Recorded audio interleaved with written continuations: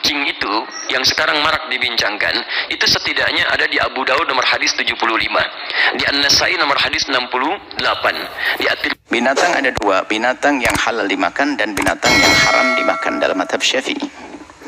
Binatang yang halal dimakan boleh Anda cukur lalu Anda jadikan. Kucing merupakan hewan kesayangan banyak orang. Kucing bisa menjadi pelihara yang setia dan menggemaskan dalam Islam, termasuk hewan yang istimewa. Nabi Muhammad SAW bahkan memiliki kucing yang sangat disayangi. Namanya adalah Mu'ezza. Kucing juga termasuk hewan yang suci dan jauh dari najis. Hewan yang satu ini begitu dihormati dalam Islam. Setiap hewan kesayangan Rasulullah SAW, kucing bahkan masuk dalam hadis-hadis. Kucing bahkan hadis dalam berbagai perjalanan peradaban Islam. Hingga kini kucing menjadi hewan yang paling dikasihi dalam Islam. Keistimewaan kucing dalam Islam dapat dilihat dari hadis Nabi dan peninggalan-peninggalan Islam dalam tradisi Islam.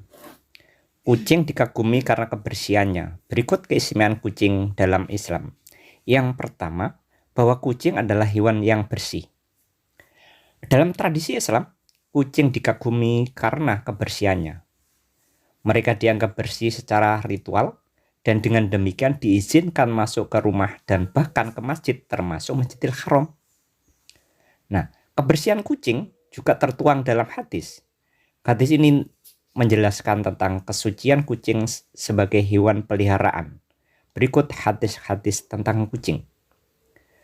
Kucing merupakan hewan yang bersih dan berbebas dari najis. Ini tertuang dalam hadis yang berbunyi, kucing itu tidaklah najis. Sesungguhnya kucing merupakan hewan yang sering kita jumpai dan berada di sekeliling kita. Hadis riwayat Tirmidzi. Air bekas minum kucing juga tetap suci dan bisa tetap digunakan untuk berwudu sesuai dengan hadis berikut.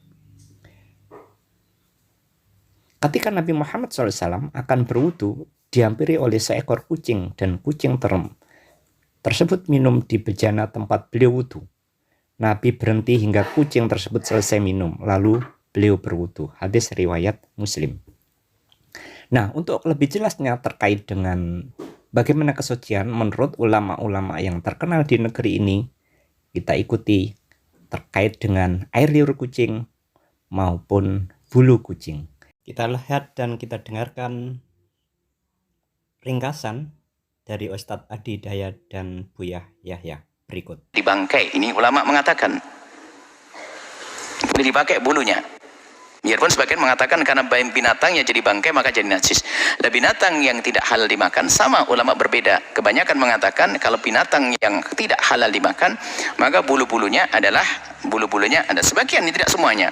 Bulu-bulunya adalah termasuk yang tidak diperkenankan. Maka itu menjadi najis kalau memang banyak. Kalau sedikit dimaafkan, seperti bulu-bulu kucing itu tidak sabit, kecuali Anda niat ngerok, kemudian Anda sakui, itu beda. Tapi sebagian lain mengatakan bahwasanya bulu tidak masuk, tidak bisa dikatakan bangkai, maka tidak dikatakan ini. Jadi intinya begini, kalau sudah urusan bulu kucing, kan ya dulu bulu kucing yang sudah dikatakan inna minat tawafin, bahkan Nabi menyatakan itu adalah suci, bukan seperti yang lainnya, maka itu adalah hal yang dimaafkan. Anda tidak usah terkena was-was ya, karena bulunya bulu apa? Bulu kucing. Kucing itu yang sekarang marak dibincangkan, itu setidaknya ada di Abu Daud nomor hadis 75, di An-Nasai nomor hadis 68, di At-Tirmidzi nomor hadis 92. Baca hadis 76-nya di riwayat Abu Daud. Ya, di situ ada riwayat dari Sayyidah Aisyah radhiyallahu taala anha menyebutkan, karena Rasulullah sallallahu alaihi wasallam, di riwayatnya raaitu Rasulullah sallallahu alaihi wasallam, saya pernah melihat Rasulullah sallallahu alaihi wasallam yatawaddau bi fadli. Beliau pernah berwudu menggunakan air yang pernah dijilat oleh kucing. Jadi berbicara tentang air liurnya, bukan berbicara tentang kotorannya. Sekaligus ingin membedakan air liur kucing dengan air liur anjing. Kalau air liur kucing menjilat bijana atau menyentuh bijana, maka tidak perlu dibasuh karena suci nilainya. Boleh antum gunakan airnya. Tapi kalau anjing yang menjilatnya, maka baru dibasuh dengan 7 basuhan, salah satu menggunakan tanah. Itu maksudnya. Dan semua mazhab di sini sepakat. Makanya ketika disebutkan dalam kitab Al-Ikhtiyarat di halaman ke-26 disebutkan qaul sampai ke Syafi'i sampai ke Ahmad dan disimpulkan wa qaulul ashab. Qaulul ashab. Dan pendapat para sahabat terkait dengan masalah ini, maksudnya para sahabat mazhab dari Asy-Syafi'i, dari Ahmad, mereka menyimpulkan. Lihat kalimatnya, wa qaulul ashabi. Dan kesimpulan dari pendapat sahabat-sahabat mazhab menyimpulkan al-ghurratu wa ma dunaha minal khilqati tahirun. Air liur kucing itu, ini pembahasan tentang air liur. Makanya tafsirannya disebutkan su'rul hurrah. Air liur kucing itu atau hewan yang lebih kecil daripadanya ketika menjilat apapun maka dinilai suci.